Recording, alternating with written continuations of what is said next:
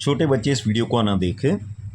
मैं प्रोफेसर अपनी बाप की इच्छा से बना था, घुट घुट के 14 साल नौकरी की। शादी उसने उस लड़की से करवाई जिसको मैं पसंद ही नहीं करता था, उसमें मेरे 5 साल ख़राब हुए। डाइवोर्स के बाद 102 बार घर को रिपेयर किया गया। मैं बोला कि मेरे साथ मिलके करो, तो बोलते हमारा पैसा है। और एंटी करप्शन एक्टिविटी के लिए 45 बार मुझे घर से निकाला गया। ये बीमारी जिसने दी, उनको सपोर्ट करते हुए मेरे माँ बाप ने उनको कुछ नहीं किया और मुझे पागल करार कर दिया। तो अगर सुसाइड के चौथे अटेम्प्ट में मैं सक्सेसफुल होता हूँ तो दमनिया फैमिली और मेरे माँ बाप जिम्मेदार रहेंगे। 5 ENT डॉक्टर 128 सबूत में दे चुका हूँ, और कितना दूँ?